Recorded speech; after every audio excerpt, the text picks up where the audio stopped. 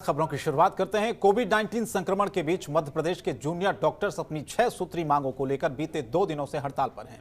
Junior doctors की मुख्य मांग है कि स्टाइपेंड में 24% वृद्धि की जाए, बीमार पड़ने पर डॉक्टर्स के लिए बेड रिजर्व हो, साथ ही जूनियर डॉक्टर्स की सुरक्षा के इंतजाम किए जाएं। इन मांगों को लेकर जूनियर डॉक्टर्स हड़ताल पर हैं। जूनियर डॉक्टर्स की हड़ताल पर सियासत अब गर्मा गई है। सरकार का यह कहना है कि ये सेवा का समय है, हड़ताल का नहीं है, तो वहीं कांग्रेस से जूडा की मांगों को सही बताते हुए उन्हें समर्थन दिया है। जूडा डॉक्टर्स की हड़ताल को लेकर चिकित्सा शिक्षा मंत्री विश्वास सारंग ने कहा है कि जूनियर डॉक्टर्स का इस तरह से हड़ताल करना मरीजों को ब्लैकमेल करना जैसा है। हमने कई योजनाओं से जूडा को जोड़ा है, भविष्य में इन्हें ही मध्य प्रदेश की स्वास्थ्य व्यवस्थाओं को संभालना है। ये हठधर्मिता ठीक नहीं है। हमारा फिर मानना है, इस तरह से हड़ताल करना मरीजों को ब्लैकमेलिंग करने जैसा है। हमने लगातार जूनियर डॉक्टर्स के हित में अनेक निर्णय लिए। हमने उनको बीमा से जोड़ा, हमने उनके स्टाइपेंड बढ़ाने का निर्णय लिया, हमने उनकी 6 मांगों में से 4 मांगे अक्षरशः मान ली। उसके बाद भी हठधर्मिता ये ठीक नहीं है।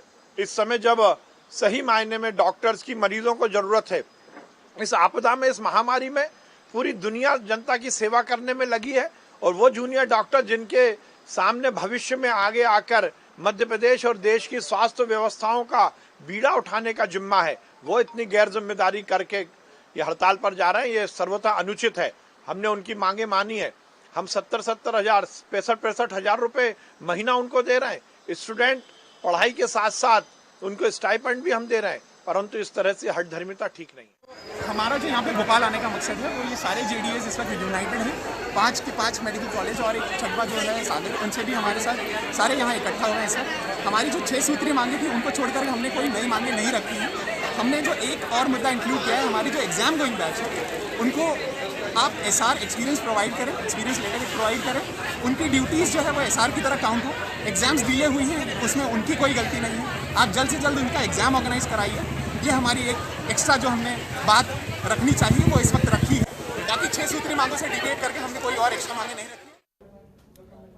तो डॉक्टर्स की अपनी मांग है, सरकार के अपने तर्क हैं, लेकिन इस पर अब खूब राजनीति हो रही है। सरकार की तरफ से कहा जा रहा है पक्ष रखते हुए कि ऐसे वक्त में जब कोविड का काल है, डॉक्टर्स को अपनी सेवाएं देनी चाहिए, और ऐसे वक्त में वो हड़ताल कर रहे हैं जो कि मरीजों को ब्लैकमेल करने जैसा है। नीरज श्रीवास्तव स्टेट हेड हमारे साथ जुड़ रहे हैं इस वक्त फोन लाइन पर। नीरज, लगातार हम देख रहे हैं कि इस कोविड काल में जहां पर अस्पतालों में डॉक्टर्स की कमी होती है, उस वक्त स्टाफ को बढ़ाया जाता है, बाकी डॉक्टर्स अपनी सेवाएं दे रहे हैं, लेकिन ये जो डॉक्टर्स हैं, जूनियर डॉक्टर्स, वो तो हड़ताल पर हैं और लगातार वो अड़े हुए हैं इस बात को लेकर कि हम अब पीछे नहीं हटेंगे। सरकार कई बार ये कोशिश कर चुकी है, भैया ये कोविड का समय, आप अपनी सेवाएं दीजिए, हड़ताल बाद में कर लीजिएगा, लेकिन स्थितियां तो सुधर नहीं रही हैं बिल्कुल भी। जी बिल्कुल, देखिए कल से जो जूनियर डॉक्टर्स हैं वो हड़ताल पर हैं। हालांकि कल उन्होंने जो कोविड मरीज है उनके लिए काम किया था, जो कोविड वार्ड की जो ड्यूटी जो लगाई गई थी उसके लिए काम किया था, लेकिन कल ही उन्होंने साफ कर दिया था कि एक तारीख से हम लोग पूरी तरह से हड़ताल पर चले जाएंगे और अब कोविड का जो काम है वो भी उनके द्वारा नहीं किया जाएगा।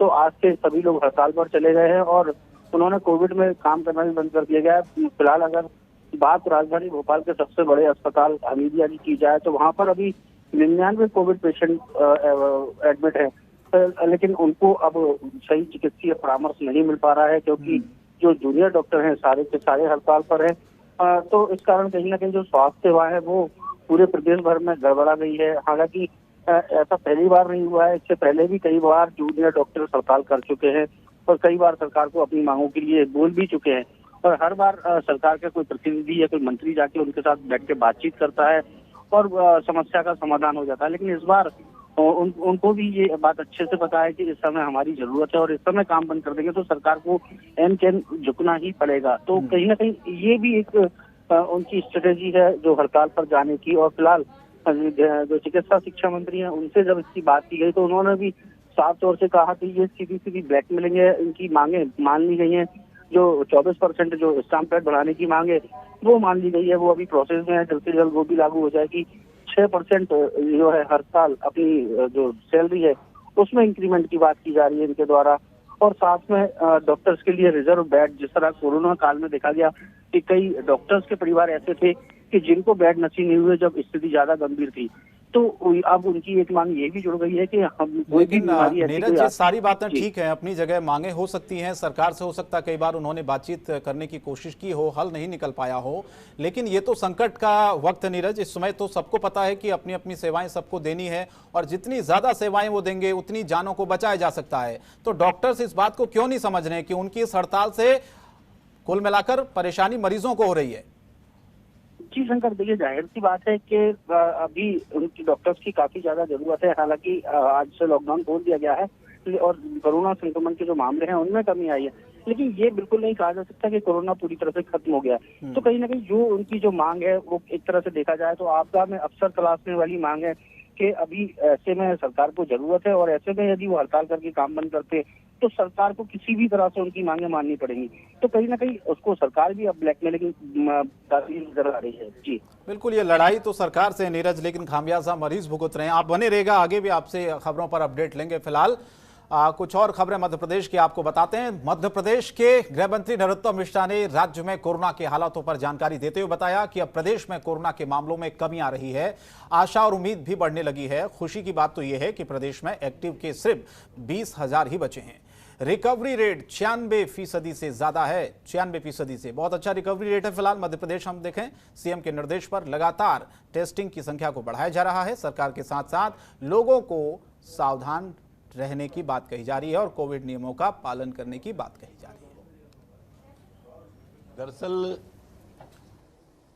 राहुल गांधी जी का ट्वीट मैंने भी देखा। इनको भारत माता की याद ही जब आती है जब सीने में या पीठ में खंजर भोंकना हो, वैसे इन्हें वंदे मातरम और भारत माता से परहेज है। अभी कमलनाथ जी ने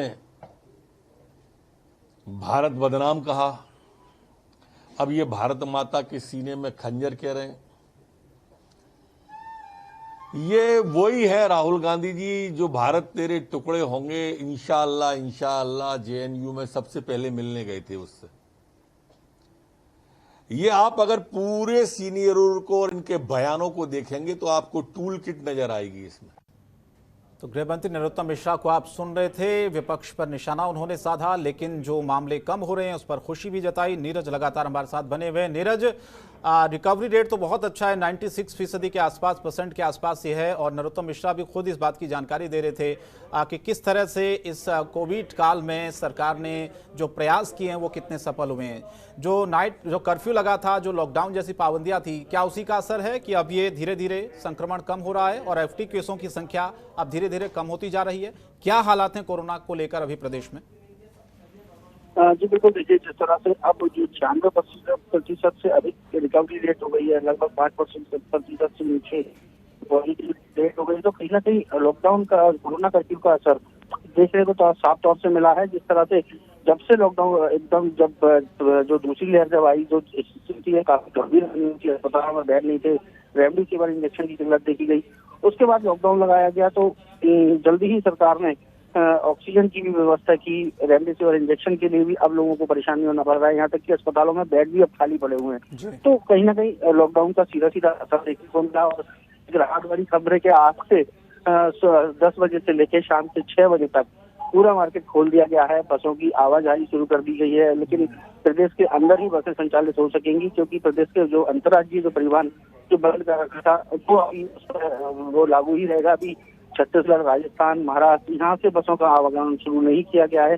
हालांकि अभी जो सैलून है उनको खोलने की अनुमति नहीं दी गई है, साथ में सिनेमाघरों को खोलने की अनुमति नहीं दी गई है। सर, वहीं शादी विवाह की बात की जाए तो शादी में 20 लोगों से अधिक लोगों के जोड़ने को परमिशन नहीं दी गई। तो काफी, हालांकि किराना की दुकानें खोल दी गई हैं, मतलब लगभग माना जाए तो अब लॉकडाउन खोल दिया गया है, लेकिन लोगों को सचेत रहने की सलाह अभी भी सरकार द्वारा दी जा रही है कि अभी कोरोना खत्म नहीं हुआ है, कम से कम अभी उसका पालन करें, जो कोरोना की जो गाइडलाइन है उसका पालन करें। फिलहाल ये जो खोला गया है इसको 17 जून तक खोला गया है। 17 जून के बाद सरकार फिर बैठक करेगी और ये देखेगी कि दर में कमी आ रही है कि बढ़ रही है, फिर उसके बाद निर्णय लिया जाएगा। क्योंकि जो आदेश अभी जारी हुआ है अनलॉक करने का वो 17 जून तक के लिए किया गया है। जी बिल्कुल नीरज, पहले भी ऐसी स्थिति हुई थी। धीरे धीरे जो लॉकडाउन के बाद जब अनलॉक किया गया था, परिस्थितियां सामान्य थी, लेकिन उसके बाद अचानक से लोगों ने जो नियम थे कोविड के, चाहे सोशल डिस्टेंसिंग हो, मास्क लगाना, उसको छोड़ दिया था।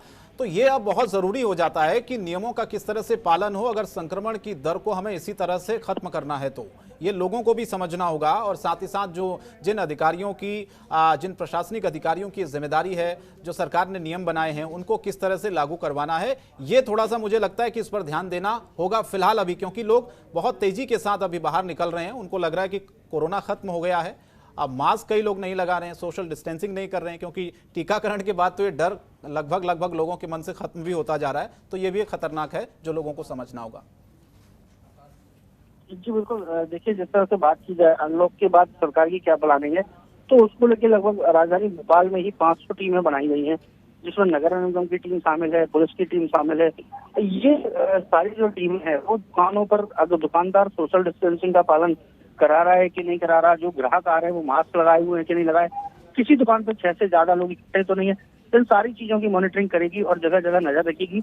और यदि कोई भी गड़बड़ी करता पाया जाता है, कोरोना प्रोटोकॉल को तोड़ता हुआ पाया जाता है, तो दुकानदार के खिलाफ तो कार्रवाई होने के आदेश नहीं है। साथ ही में जो ग्राहक है तो उस पर भी कार्रवाई की जाएगी। तो कहीं ना कहीं सख्ती के साथ इस को अनलॉक किया गया है। उसका वो चीज जरूरी भी था, क्योंकि लोग बहुत जल्दी लापरवाह हो जाते हैं। जैसे आज भी देखने को मिला बाजार में कई लोग बिना मास्क की घर से निकल आए थे, लोग एकजुट होने लगे थे कई जगह पर, तो लोग बहुत जल्दी भूल जाते हैं। तो सबसे ज्यादा जरूरी ये है कि लोगों की जागरूकता आना सबसे ज्यादा जरूरी है। सरकार अपनी तरफ से प्रयास सारे कर रही है, लेकिन जब तक हम जागरूक नहीं होंगे तब तक बिल्कुल किसी भी हालात पर काबू पाना काफी मुश्किल होगा। जी बहुत बहुत धन्यवाद नीरज आपका इस तमाम जानकारी के लिए। बढ़ते आगे कुछ और खबरें आपको दिखाते हैं। खबर सीहोर से है। सीहोर के जिला अस्पताल में कोरोना संक्रमण से ग्रस्त मरीजों की संख्या अब केवल 16 रह गई है, लेकिन ये मैजिक फिगर ऐसे ही प्राप्त नहीं हुआ। इसके पीछे यहां पदस्थ डॉक्टरों का समर्पण और टीम वर्क है। कोरोना संक्रमण वार्ड में डॉक्टर लगातार ड्यूटी दे रहे हैं। नर्सों ने कोरोना से भयमुक्त करने के लिए इन मरीजों के साथ नियमित डांस किया, पॉजिटिविटी बढ़ाई, उनका हौसला बढ़ाया और मरीजों को सकारात्मक ऊर्जा दी। इसीलिए अब यह संभव भी हो पाया है कि संक्रमण दर देखिए आप कितनी कम है।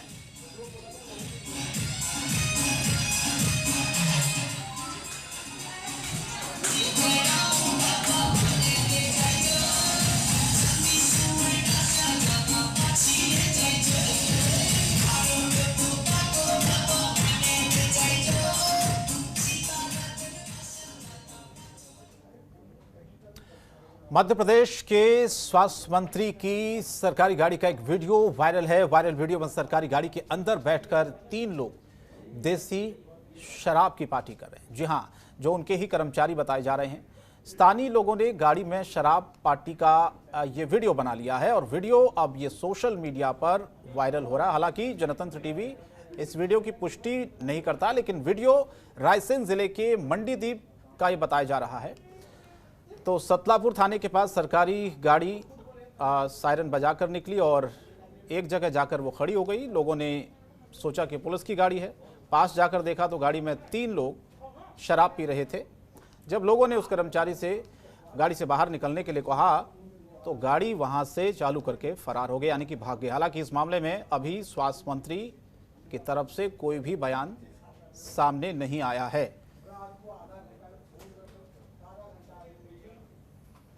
ये नीचे वार्ड नंबर 16 सरकारी स्कूल के पास ये गाड़ी आई, उन्होंने होटल बताया। ये उस समय पर आई जबकि पुलिस का आने का समय नहीं था। हमने देखा कि भाई इस समय पुलिस का आना कैसे हुआ। पास में जाकर देखा तो शासकीय गाड़ी थी। जाकर ड्राइवर से होटल बजाने का कारण पूछा तो वह कहने लगा कि सरकारी गाड़ी है और मैं सरकारी आदमी हूँ। और हमने देखा तो वो दारू पी रहे थे। तो हमें जो उचित लगा उस समय पर हम लोगों ने उनका वीडियो बनाया और उस चीज को प्रकाशित। खबरों के निष्पक्ष विश्लेषण के लिए सब्सक्राइब करें Jantantra TV and press the bell icon. Never miss any update.